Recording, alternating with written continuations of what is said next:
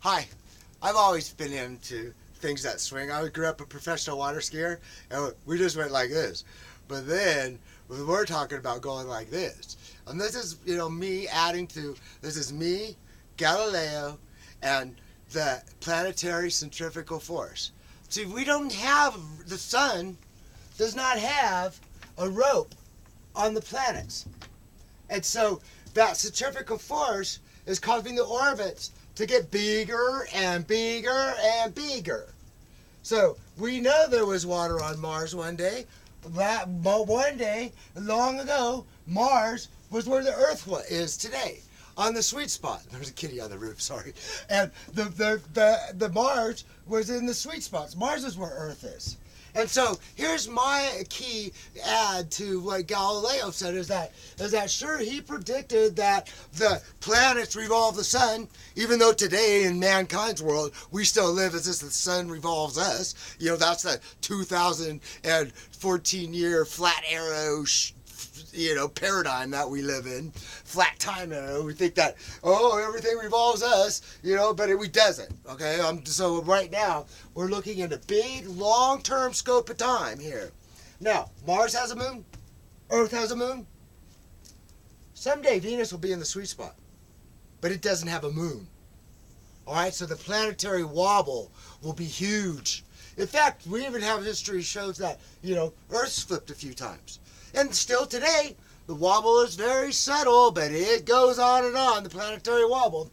Well, we need to break out of our 2014 year paradigm because we have to set the future up so that we can figure out how to get Venus so it doesn't wobble and life will continue and we can make the leap. We're using technology to Venus.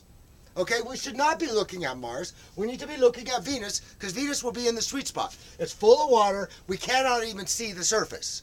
Okay, and so right now, the body of the planet is going and flipping and things like that. And to even prove my point more, remember those old pictures we saw in school about how all the countries were one solid mass? That all the countries and all the land of Earth was one? Well, the Earth itself is expanding in its size. Okay, our little 2014 year paradigm, we can't. We haven't even sampled enough to really even know. But we're talking. This force that Galileo discovered of the planets, not discovered. Well, Copernicus and Kepler and all the others that helped out. And calculus is. It does not change here on Mars, on Venus, on any planet or any place in the solar system or the universe. All right, the whole place is guided by it. Okay, so our Earth is getting bigger.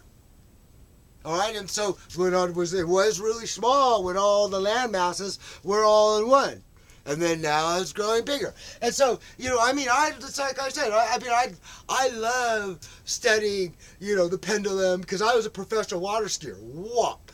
But this is my ad. Let me just finish this off right.